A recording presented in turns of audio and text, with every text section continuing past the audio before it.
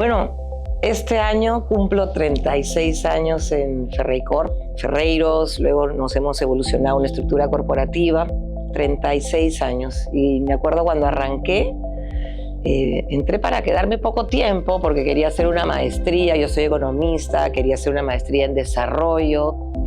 Y llegué a Ferreiros y dije, pero si aquí hacemos desarrollo mañana, tarde y noche. Y como siempre digo, me enamoré y me quedé. Hice mi maestría muchos años después, pero encontré gente que tenía ahí años, décadas, ¿no? Es una característica en la compañía que la gente llega y se enamora y se queda. Y a pesar de que en los últimos años hemos pensado las nuevas generaciones quieren irse más rápido, pero creo que muchas personas aún hoy día llegan y se están quedando mucho tiempo. Y la verdad creo que es porque nuestra cultura es bien fuerte, es una cultura de siempre gestionar con valores. Hablamos de valores, no solamente están en los afiches o en las comunicaciones, sino que se habla en las reuniones de valores y todos nos sentimos muy orgullosos de ser una empresa que gestiona con valores como la integridad, la equidad y el valor del respeto a la persona. Uno de nuestros valores es el respeto a la persona y la verdad que se vive, ¿no? Se vive siempre. Casos como el que comentabas de tu amiga, o sea, todos vivimos en la vida momentos muy duros, momentos yo le llamo de la verdad, alegres y tristes, pero son momentos de la verdad, que si te casas, que si tienes hijos, que si te quieres mudar, que si tienes un problema de salud, que si tienes un problema con tus padres. Y la verdad, en la empresa siempre sentimos que hay un acompañamiento, y no solamente institucional, no solo de la empresa, sino de los compañeros de trabajo. Hay una cultura muy, muy cercana, ¿no? Entonces, gestionar con valores, un ambiente agradable, de familia, como le llamamos siempre, y son cosas que me atrayeron y me retuvieron. Y una más, que es el propósito. El propósito de nuestra compañía es juntos creamos desarrollo, ¿no? Como dije al principio, yo quería estudiar desarrollo y hacemos aquí desarrollo todos los días. Entonces, sentir que estamos trascendiendo junto con la compañía, creo que también es algo que le gusta a todos los colaboradores y que de hecho es parte de nuestra propuesta de valor, que es vivir, crecer y trascender, ¿no? Sé que yo te escuchaba, yo tengo la suerte de estar en el directorio de Ferreicorp hace, no sé, 6, 7 años. Entonces conozco muy de cerca, lo comentábamos con María el otro día, que he aprendido a admirar a Ferreicorp, para que lo conozco bastante más. Y cuando yo te oía decir, pensaba, ya me diste mi respuesta, en el sentido de que por las mismas razones me quedé yo en Pacasmayo. Yo creo que fueron circunstancias, yo no sé si que tanto uno entra a un sitio con una idea, como decías tú hacías desarrollo económico. A mí me trajeron acá para ver qué cosas podíamos aportar y sin embargo la misma empresa te va seduciendo por diferentes razones. Yo comparto, acá para mí fueron los valores. Nosotros, no solo con Pacasmayo, sino en el momento cuando yo entro, Pacasmayo y Hochschild Mining era lo mismo. Sin embargo, lo que era lindo era el enfoque en el ser humano, el ambiente, los valores, el tema de integridad, el tema de tratar de trascender. Pero siempre hay personas que creo que influyen. Yo me acuerdo que en 2006 o 2007 se separan las compañías porque tenía que listar a la empresa minera en Londres y tú tenías que decidir, te ibas para un lado o te ibas para el otro. Y me acuerdo que en mí influyó muchísimo, el que era mi jefe, el ingeniero Abraham. Y me acuerdo, es más, una mañana que estaba de viaje y me dice, no tomes la decisión hasta que no hables conmigo. Y de él recibí una cátedra de 1 hora y media de por qué debía quedarme específicamente en el negocio de cemento. Y siempre decía, ¿no? La gente cree que es un negocio gris, cuando en realidad no lo es desarrollo, es progreso, es cumplir los sueños. Pero al final tiene todo que ver con los valores. O sea, yo creo que el hecho que tú vayas, no sé, 40, 50 horas a la semana a algo, realmente tiene que seducirte, tiene que encantarte. La gente habla mucho hoy en día de retención del talento. ¿Qué hacemos para retenerlo? Yo creo que es complejo. Sin embargo, yo creo que si todos los días las personas se levantan pensando qué suerte que tengo de estar en el sitio en el que estoy, no se van a ir. Entonces, sí creo que definitivamente muy de la mano, por eso decía, mi respuesta va a sonar copiada a la tuya, tiene mucho que ver con esos valores de integridad, ese sentido de propósito, y un día se convierte en una semana, en un mes, y en mi caso en 17 años, entonces no son los tantos como tú tienes, pero es así. Creo que esos 17 años nunca me los propuse desde el comienzo, sino se fueron sumando días tras semanas, tras meses, pero lo que no cambió nunca fue ese espíritu, esos valores, ese sitio en el cual te podías desarrollar no solamente como profesional, sino sobre todo como ser humano. Y llega un momento en que ya tampoco estás pensando en ti, ¿no? En que te retengan a ti y te atraigan a ti, sino ya se convierte en qué vamos a dejar nosotros. Y eso creo que es un nuevo elemento de retención que quizás no estaba en nuestros primeros años y que hoy día es... A mí me preguntan eso, ¿y hasta cuándo vas a trabajar, no? Bueno, ahora estamos trabajando para entregar la compañía a la próxima generación, entonces también es una nueva etapa de retención. Tal cual, o sea, un poco, mucha gente no sabe, pero con Mariela estudiamos en la misma universidad, más o menos en la misma época, nos conocemos hace muchísimos años, y efectivamente, como tú dices, yo creo que ya nos acercamos al momento de ceder la posta, y no solo a personas, sino creo que es una generación que le cede la posta a una generación distinta, y creo que al final el ser humano se acuerda mucho de lo último que hizo otro ser humano. Y creo que una sucesión ordenada, una sucesión que garantice que todos esos valores, ese sentido de propósito se va a mantener, va a ser por lo cual creo que nos van a recordar. Y efectivamente yo te diría que hoy en día nosotros comenzamos un plan de sucesión hace un poco menos de 2 años. Estamos full en marcha. Hay mucha gente que me pregunta cuándo te vas. Es el secreto mejor guardado en esta compañía. No porque no haya una fecha, la fecha la hay, lo que pasa es que la sabe muy poca gente.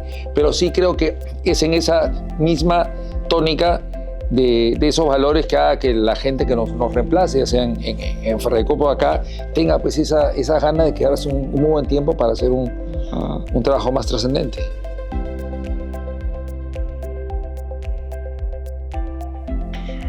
Es todo un reto, ¿no? El balance, porque además creo que no nos separamos a estas horas soy profesional y a estas horas soy una persona con otras facetas, sino que las 24 horas somos un ser integral, ¿no?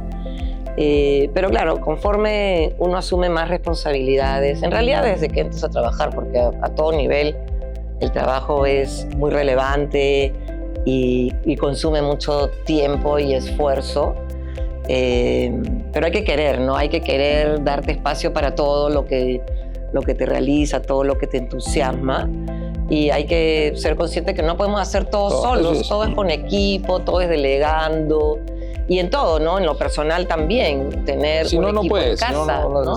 Y cuando hablan de eso, hace poco di una charla, y es una cosa que creo que creó mucha controversia, porque la gente hoy en día está muy de moda, sobre todo en la gente joven, el equilibrio, el balance. Me parece fantástico.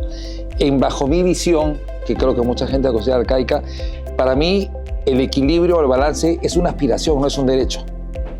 O sea, yo creo que cuando comenzamos, y estoy seguro que va a estar de acuerdo conmigo, trabajábamos muchísimas horas.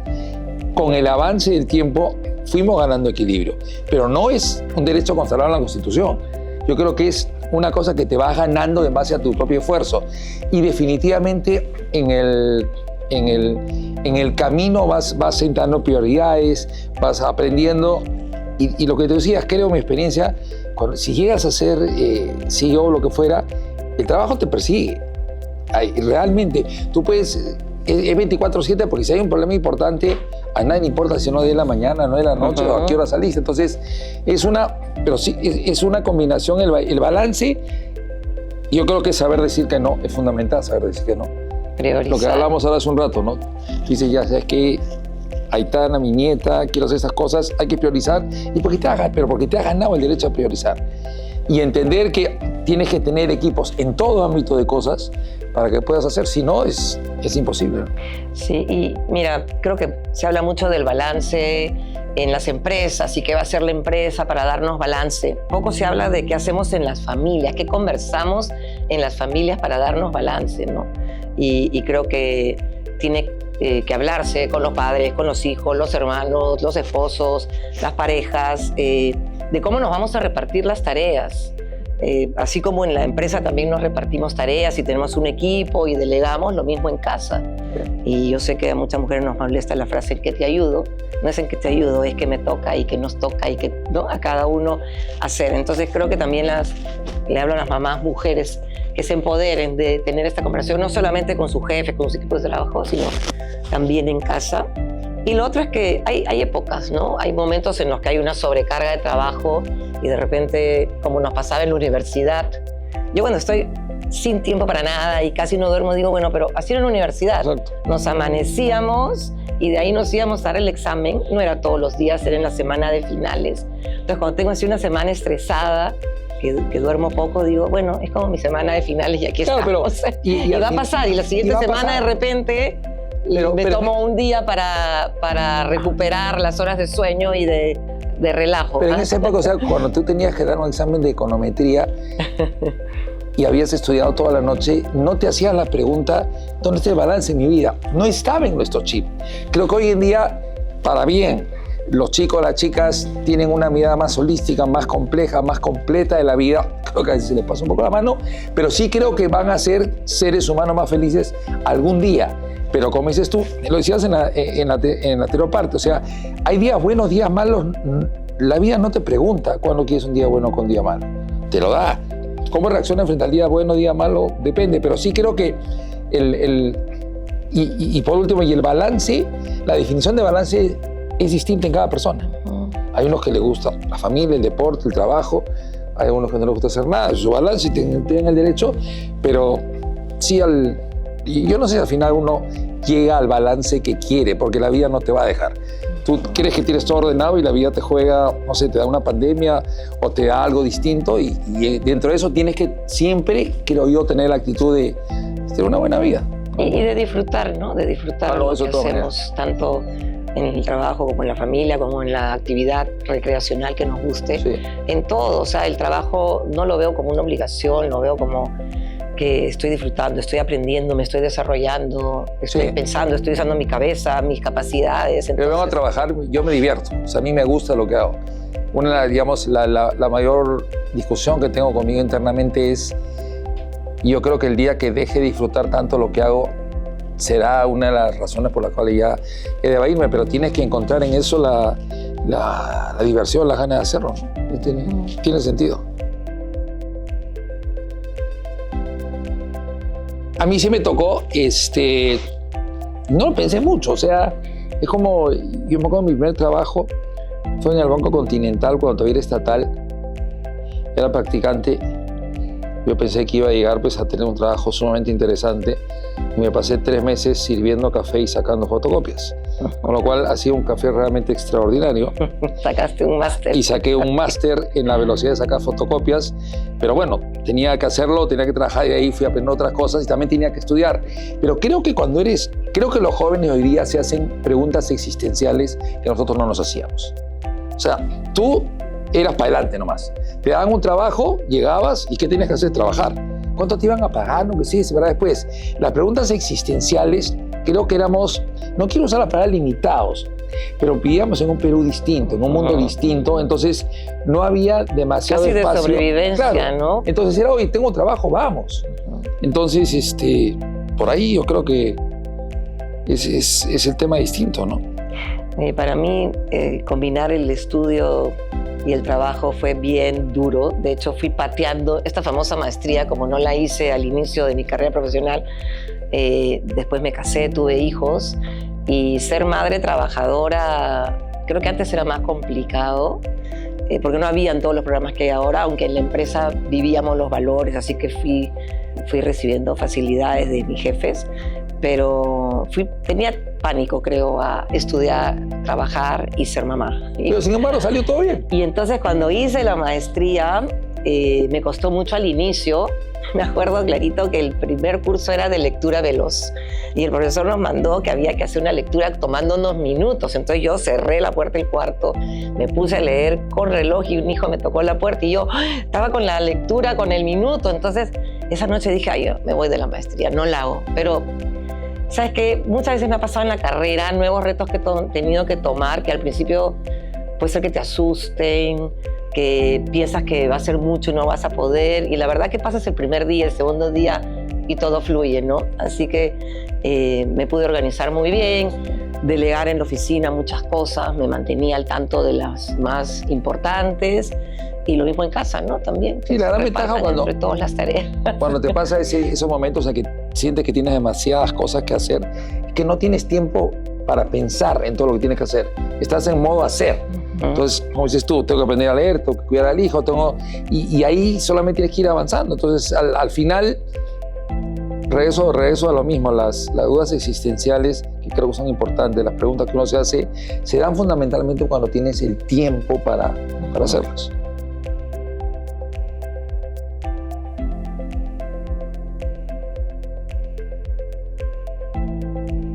Bueno, todo el tiempo está entrando a la compañía gente nueva, gente joven, ¿no? Existe una cultura, pero todo el tiempo hay que estar reforzando la cultura para que sea conocida y vivida por los nuevos talentos. Así que yo creo que el gran reto es comunicar.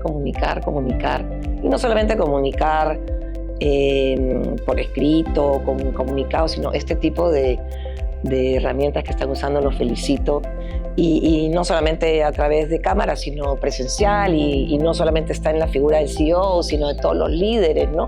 Que sea una cultura viva que atraiga. Si nosotros somos conscientes y orgullosos de nuestra cultura, de la gestión con valores de nuestras empresas, necesitamos que eso sea entendido, vivido y que emocione a todos los que entran a las compañías diariamente o mensualmente, y que se conozca mucho de nuestro propósito, por qué hacemos las cosas, cómo hacemos las cosas.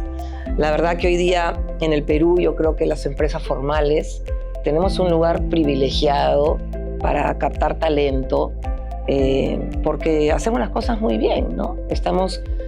Somos un oasis en medio de un sistema donde lamentablemente no todos los peruanos tienen las mismas oportunidades de trabajar con personas de bien, que queremos lo mejor para nuestras empresas, para nuestra gente.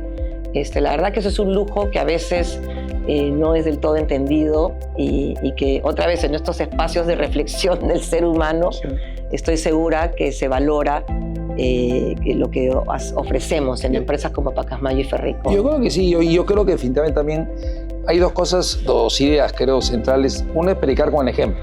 Yo creo que al final puede ser líder, puede ser organización, puede ser papá. O sea, tú le quieres enseñar algo a tus hijos, tienen que ver que tú lo haces. Porque si no, tú dices, ¿sabes qué? Quiero hijos trabajadores, estás durmiendo en el sofá, es poco difícil. Y lo segundo, creo, nosotros aspiramos, y lo he visto mucho también en Ferreycorp, a ser una organización muy horizontal, tremendamente horizontal, porque creo que esa sensación de que puedes conversar con el CEO, con un vicepresidente, con quien fuera, es la forma viva de comunicar. O sea, nosotros podemos llenar los ascensores de post-its, todas estas cosas, está bestial, pero si hay el contacto humano, si un día te cruzas tú eres un practicante y te sientas, no sé, en una reunión con un CEO o con un gerente, un vicepresidente, creo que ahí tienes una oportunidad viva de entender la cultura. No porque te la den en un panfleto de inducción, sino porque dices, oye, esta gente realmente vive de la forma que pregona. Yo siempre digo que hay empresas que son muy buenas en lo que dicen, pero a mí me encanta, o me gusta mucho más, las que viven lo que dicen. Y creo que en el caso de tanto Ferreycorp como Pacasmayo, tratamos de hacerlo, y como digo, yo he tenido la oportunidad de verlo literalmente al frente, Ferreycorp de acá al frente, y eso al final, cuando hablamos de la gente joven, ese aspecto yo creo que hace toda la diferencia del mundo. Regresamos a mi ejemplo cuando yo era mucho más chico y trabajaba en un banco, y la verticalidad en la organización era realmente muy grande, ¿no? La posibilidad de que tú te cruces con alguien de un nivel directivo más alto era cero. Entonces yo sí creo que lo otro te hace ver más humano, te hace ver más cercano. Tú hablas de la comunicación. Creo que la comunicación es clave y no hay mejor comunicación que una conversación. Sí, mira, me hace pensar en un par de cosas, ¿no? Primero, que esta relación horizontal también da oportunidad a que nuestra gente nos diga lo que piensa, que se sienta escuchado, que puede expresar, y que nosotros también nos enriquezcamos con sus ideas, porque obviamente Los líderes pues no tenemos todas las soluciones ni todas las ideas, todo lo contrario, viene de todos los equipos de trabajo. Entonces, que los chicos y chicas y los jóvenes talentos y todos en la organización sientan que al conversar con nosotros están trayendo sus ideas y que están ellos contribuyendo a que seamos una mejor empresa, ¿no? Y en esto de también la oportunidad de estar con los líderes, a mí al principio me intimidaba un poco, o me daba un poco de vergüenza, ¿no? Que quieren una foto conmigo, y yo soy la gerente general. Y yo decía, pero si yo no soy la rockstar, ni soy la novia del matrimonio, ¿no? De la ceremonia. No, o sea, pero lo importante que es para nuestra gente tener ese contacto y luego comentarlo en casa. A mí me encanta cuando los chicos se toman foto y me dicen, se lo voy a enseñar a mi hija, se lo voy a enseñar a mi hijo, porque yo hablo de mis líderes y que vean que yo tengo esta cercanía y tengo esta llegada. Entonces creo que todos nos transformamos en estas interacciones, y mientras más horizontales y abiertas y transparentes y honestas. Y se den cuenta que la figura de un gerente general o un CEO no es una figura, es una persona, es una mujer o es un hombre, no interesa, pero que siente como tú, que vive como tú, que tiene problemas como tú, que se ríe, que tiene días buenos, que tiene días malos. Yo creo que esa humanización hace para una organización bastante más integrada, sobre todo, tanto en el caso de ustedes como nosotros, estamos hablando de miles de personas.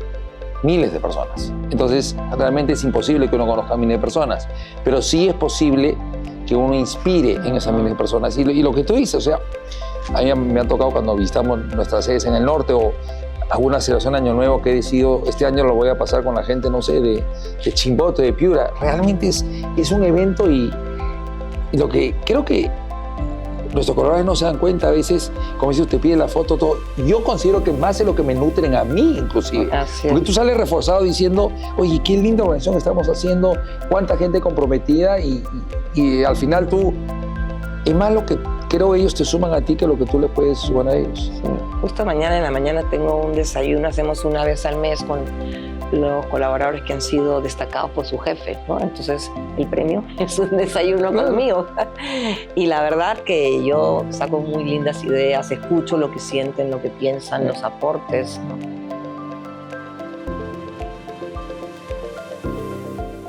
A ver, yo creo que líderes han existido desde el inicio de la humanidad, si no, no hubiésemos llegado absolutamente a nada. Creo, sin embargo, que el liderazgo tiene que ser adaptativo. Y yo creo que para mí la definición, y habiendo tenido posiciones de liderazgo y no habiéndolas tenido, para mí el líder fundamentalmente tiene que ser un gran inspirador, motivador, orquestador, todos los órdenes del mundo. Al final del día, no es que hagas necesariamente algo como CEO, pero sí creo que tú tienes que lograr que la gente se motive, haga las cosas, se entregue, tenga compromiso, que sienta con lo que decías tú de los chicos, que tienen una idea y de alguna manera la idea final tiene un aporte de ellos. Todas esas cosas es lo que creo que un líder, pero si me tengo que quedar con una palabra, o sea, es inspiración. O sea, el líder para mí, y lo he visto en jefes que he tenido, tiene que inspirar. Y si podemos retroceder 500 años, sería lo mismo. O sea, no sé, pues cuando alguien quería hacer una travesía o en cualquier cosa, si el líder no inspiraba, los otros no se subían al bote. Entonces, entonces yo sí creo que, sobre todo, mientras más grandes las organizaciones en que no tienen la oportunidad de esa conversación, a lo mejor uno a uno con mucha gente, la imagen o lo que tú proyectas creo que tiene que ver con eso. Sí, ¿no? Para inspirar, que tenga una visión, que pueda comunicar una visión. O sea, si bien no es el dueño de todas las ideas, pero inicialmente tiene una idea, le apasiona, quiere lograrlo, ¿no? Y es capaz de decir a otros, vengan conmigo, y dar esa visión. Creo que es un rol de líder que no debe nunca perderse, por más que se escuche, se trabaje en equipo y se delegue. Creo que los equipos siempre están mirando a alguien que, sobre todo en los momentos críticos, pueda decir, pero ya es donde íbamos y vamos y sigamos avanzando, ¿no?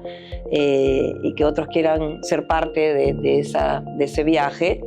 Y junto con poner la visión, creo que también tiene que ser capaz de monitorear la ejecución de la visión, porque podrías tener una visión linda, pero quedarte en el mundo de los sueños y del yo quisiera, pero entonces tener la capacidad de ejecutar atraer a gente buena, pero además tener un plan de trabajo y asegurarte que hay un plan que funciona, y si no funciona, enmendarlo, ¿no?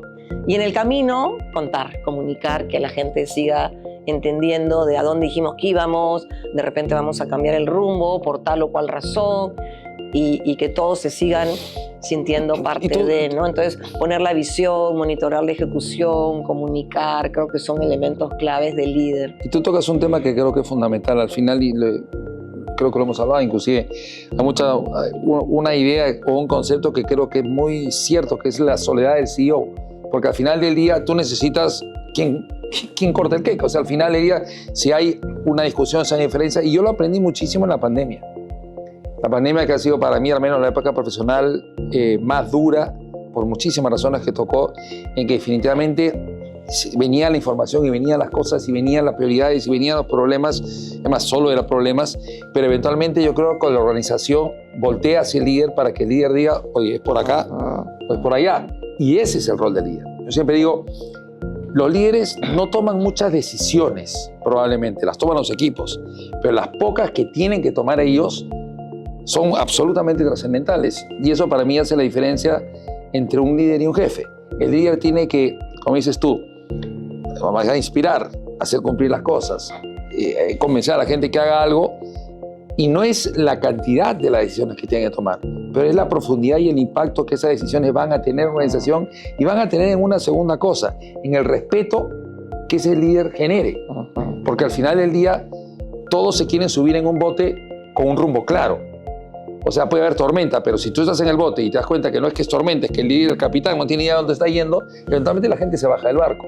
Entonces sí creo que la gente voltea hacia ese líder para esa toma de decisión final, y por eso creo que cuando la gente habla de la soledad del CEO, yo al menos es una cosa que la entiendo perfectamente, ¿no? Y además que cohesiona, ¿no? Un líder que cohesione, porque pueden haber en el equipo diferentes ideas que a veces pueden ser la misma, pero que no se expresan igual, y se siente que puede haber divergencia, pero que junte todas las ideas y cohesione al equipo.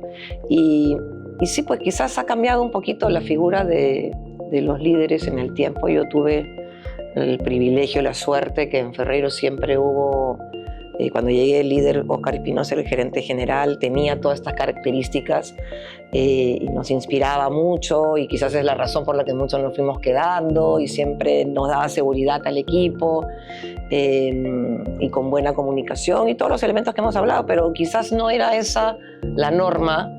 Y en el pasado había más una idea de líder vertical, más del jefe que impone. Y creo que con el tiempo, hoy día, el liderazgo se entiende mucho más integrador y de promover la diversidad y de una escucha activa, ¿no? Creo que hoy día hay un rol un poco diferente, un perfil más que un rol. Y creo que tiene que ver también con que hoy por hoy en el Perú y en el mundo de las organizaciones son muy grandes. Entonces, si el líder va a querer acumular la toma de decisión en él, no vas a poder crecer. O sea, si son miles de personas y tú quieres estar al tanto de todo lo que pasa, primero pierdes creatividad, capacidad de desarrollo, y no funciona. Entonces, sí quiero un poco lo que decía al comienzo. Los líderes también tienen que adecuarse a la circunstancia que pasa. Si estás en una emergencia como la pandemia, es muy distinto lo que tienes que hacer, lo que se espera de ti, versus un momento que tienes un país que está creciendo, pues una maravilla. Yo digo, cuando hay un incendio, el líder tiene que decir, vamos a hacer tal, no hay tiempo para pensar, recibir opiniones, ¿no? Simplemente vamos. Tienes que apagar el y le da tranquilidad al equipo y fuerza al equipo, pero en otros momentos más de creación se puede aprovechar para tener el diálogo y que todos crezcamos, aprendamos y nos desarrollemos.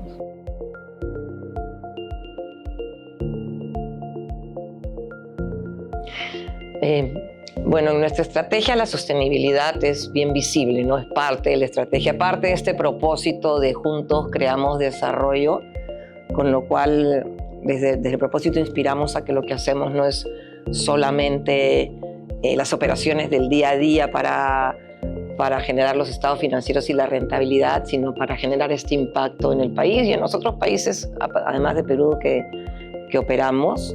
Y entonces, alineado con ese propósito, la sostenibilidad es parte visible de la estrategia.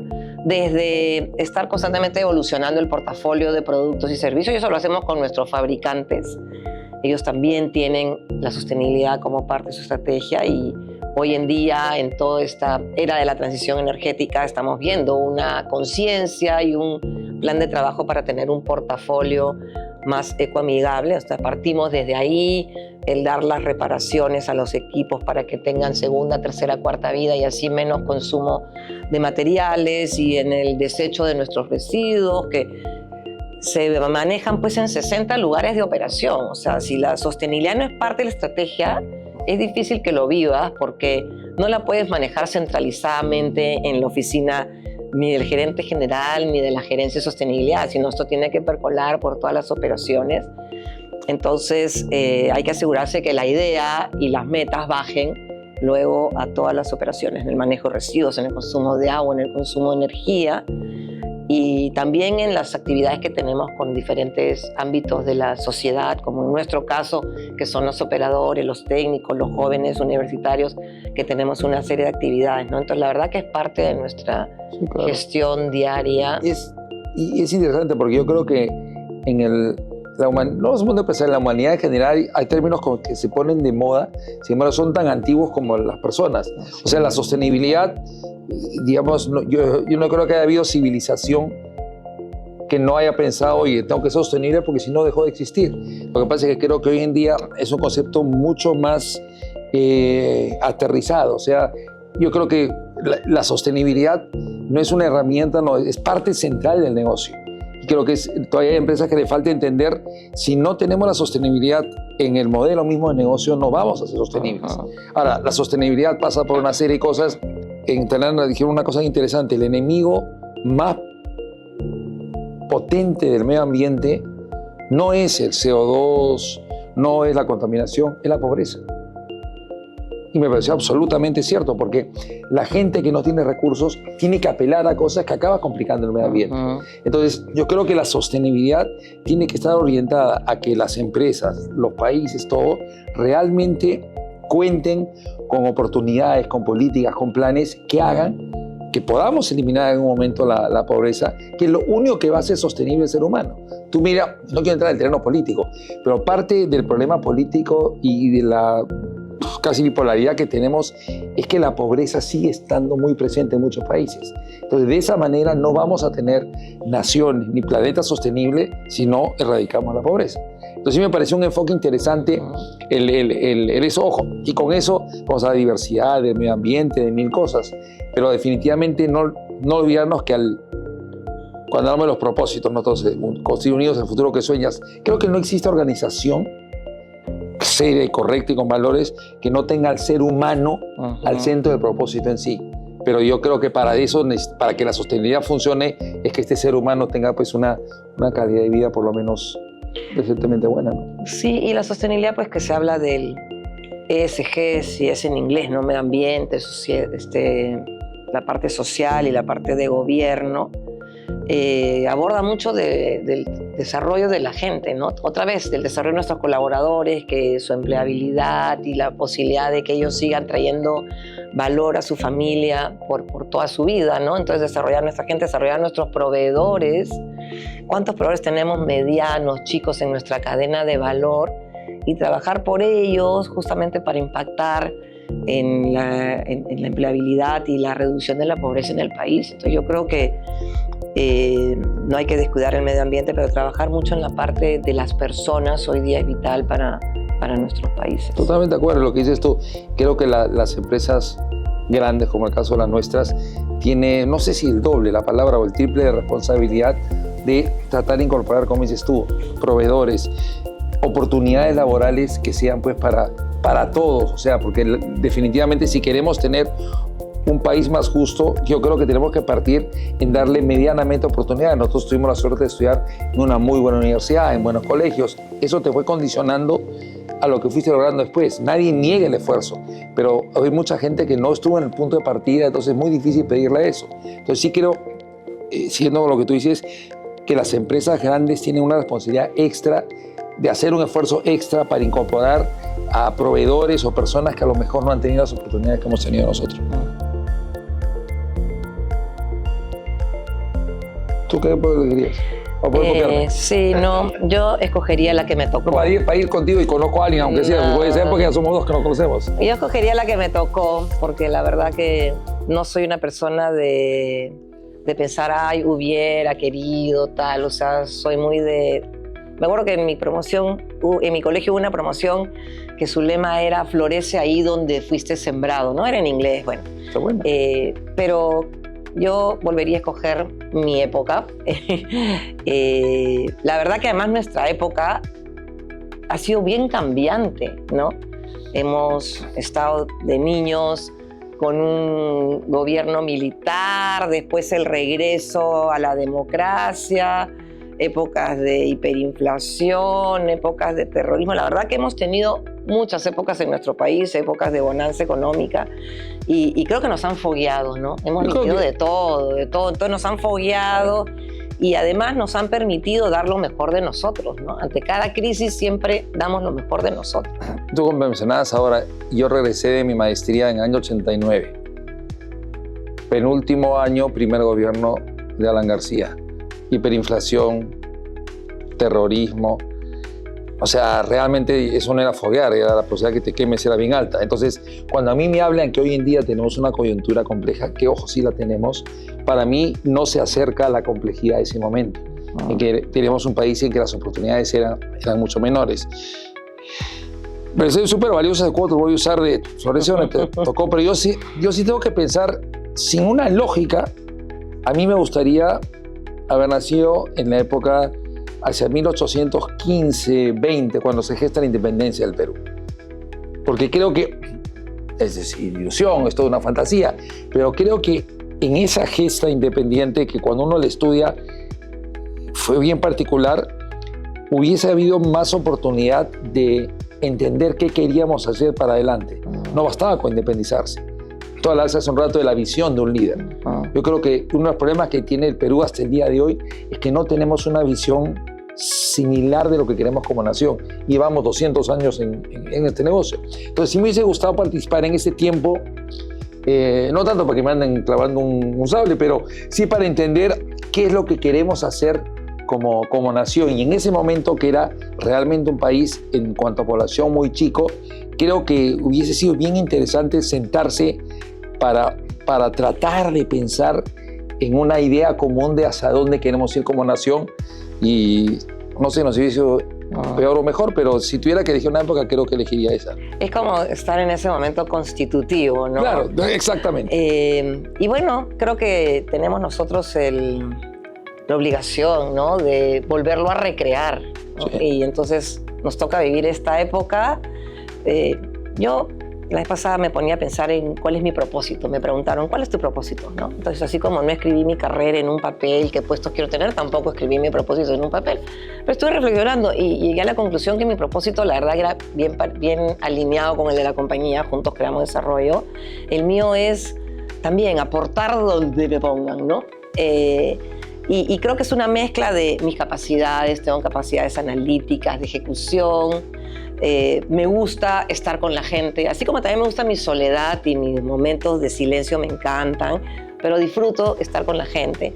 Y a través de los años creo que he desarrollado una serie de conexiones y de vínculos, ¿no?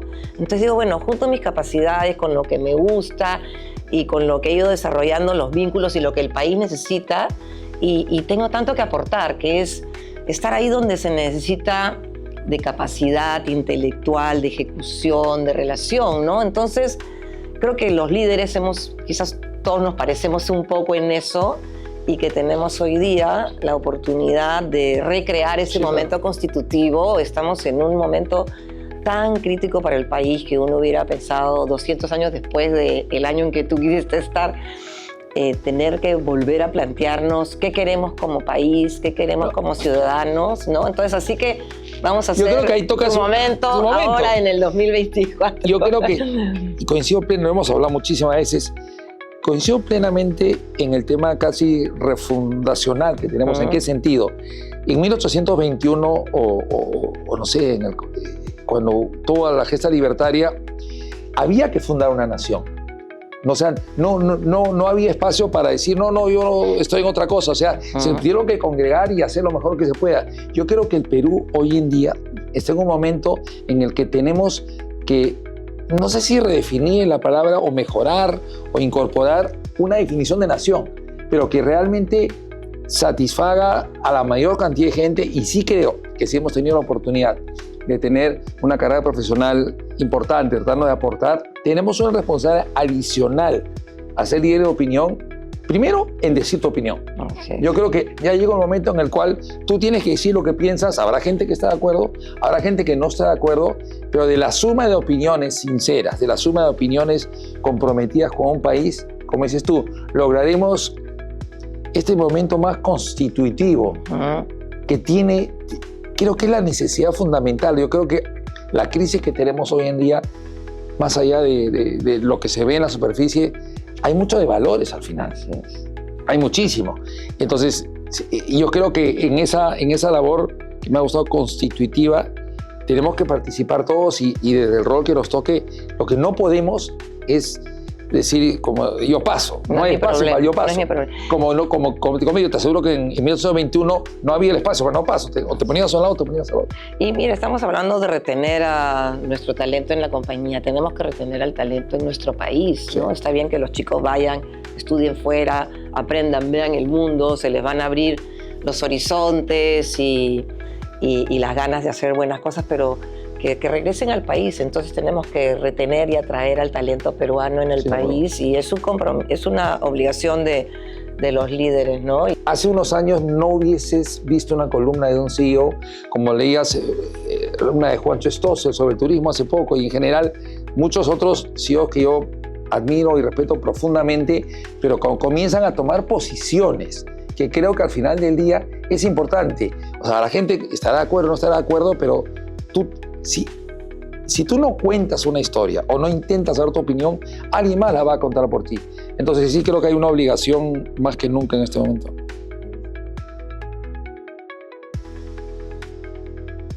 Del país, quisiera que, primero, que sea un país seguro, ¿no? Hoy día queremos tantas cosas del país. Queremos un país donde funcionen los servicios públicos, donde haya democracia, donde haya institucionalidad, donde no haya corrupción. Pero lo primero, creo que yo diría, un país seguro, que cuando abrimos la puerta de nuestras casas todos los días, sepamos que se preserva la vida y la integridad de las personas. Y un país donde se haya recuperado la confianza. Creo que se ha perdido mucho la confianza entre peruanos, dudamos mucho, y será por la alta corrupción también que hay en el país, y tenemos pues que mostrarnos las personas de bien como somos para que todos queramos creer en el país, creer en el otro, para trabajar juntos.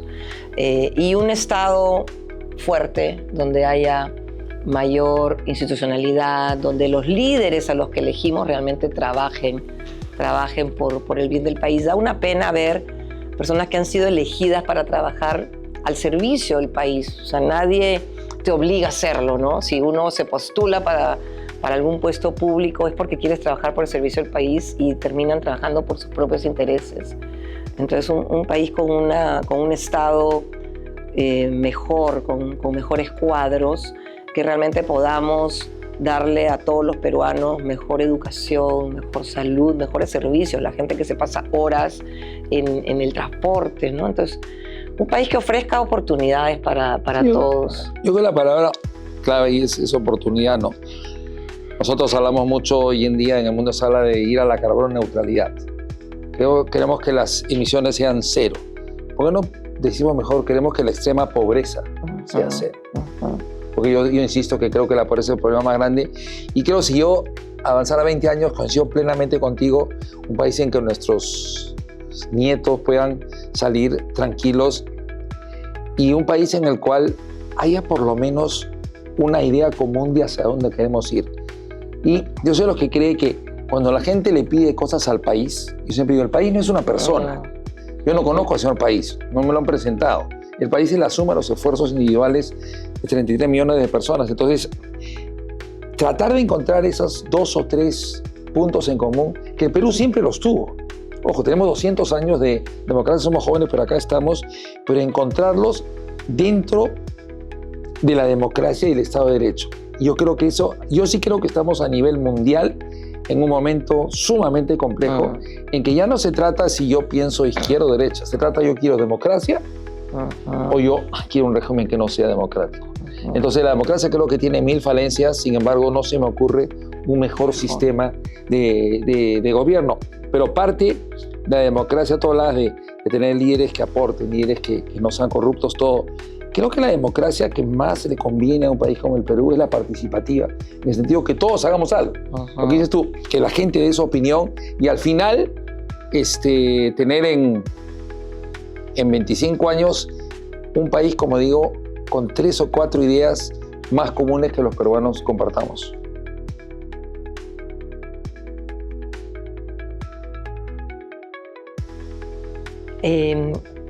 Siempre recuerdo a mi padre, ya no está con nosotros hace 12 años, ¿no? Pero él me dio un consejo cuando todavía estaba, no sé si en la universidad o comenzando a trabajar. Me dijo, pregunta ahora que puedes. Cuando ya seas una vieja no vas a poder preguntar, ¿no? Se refería a la curiosidad, creo. A la curiosidad, el querer aprender, el mirar las cosas desde diferentes ópticas, no quedarte con el primer diagnóstico, sino escuchar a otros también. Entonces creo que detrás de su consejo estaba apertura, escucha, curiosidad, aprendizaje, crecimiento, y creo que me ha marcado a lo largo de mi carrera. Y por supuesto que luego he recibido muchos consejos de los que han sido mis jefes y mis mentores, todos los gerentes que he tenido de jefes en la compañía y como mencioné al gerente general también, todos me han dado consejos, pero la verdad que uno recibe consejos todos los días y en la empresa tenemos un programa de mentoring donde se supone que el mentor ayuda a formarse a la mentee. Es un programa para mujeres, pero la verdad que en todas las sesiones yo me he llevado lo que le llaman en inglés el reverse mentoring, ¿no? Entonces, de todas las sesiones yo me he llevado ideas de algo que ellas me contaban que estaban viviendo y decía, de repente yo estoy generando ese mismo problema en mi área o lo que ellas me contaban que se necesitaba cambiar y yo me lo llevé para implementar algo en la compañía, o alguna dificultad que yo también estaba teniendo con mi equipo y lo que ellas me contaron me sirvió a mí para ver cómo lo enfrentaba. Así que nunca se deja de escuchar consejos y de recibir ideas para mejorar. Sí, yo pensaba en eso y me vienen dos personas o dos frases. Yo me acuerdo de Felipe Ortiz de Ceballos, fue mi profesor en la Pacífico. Tuve la suerte, no sé, 25 o 30 años más, tenerlo de director acá. Y él me enseñó un curso que se llama Desarrollo Económico. Y me acuerdo clarito, yo tenía 20 años. Y él hablaba cuando el mundo no era un mundo tan rápido, era un mundo más lento. Y él, que para mí siempre ha sido un visionario, él sí veía que la humanidad iba a entrar en una modernidad muy acelerada y decía, tienen que tener capacidad de adaptación al cambio. Una persona, una empresa, una organización, tienes que tener, y él me decía, no te das cuenta ahorita, pero en unos 20 años te vas a acordar lo que yo te he dicho. Y se me grabó. Y lo otro, más que como una frase concreta, yo creo que de los líderes más notables que he tenido la oportunidad de compartir, para mí Raimundo Morales. Probablemente podría hasta singularizarlo, el más notable. Tengo la suerte de ser el director nuestro hace mucho tiempo y una vez por semana compartimos largas charlas acá. Y haberlo hecho durante ya muchísimos años, la importancia de siempre hacer lo correcto. Siempre hacer lo correcto. Y él me dice, tu corazón siempre sabe lo que es lo correcto. A veces te va a costar hacerlo, pero es muchísimo más costoso hacer aquello que no es correcto. Entonces, esa oportunidad, más que una frase concreta, porque yo siempre le digo a él que voy a escribir un ideario con todo lo que me ha enseñado y lo voy a vender en algún sitio, porque son unas lecciones de vida absolutamente fundamentales. Y cierro con una cosa que es interesante, y la decía al comienzo, y tú lo decías sobre todo. Él es un ejemplo en todo orden de cosas. Como profesional, como persona, lo he visto como padre, como abuelo, como amigo, donde vas. Porque al final el ser humano es una sola unidad íntegra. Entonces, explicar con el ejemplo, pero sí es una persona a través de ese ejemplo que a mí me ha marcado muchísimo, muchísimo en los últimos años.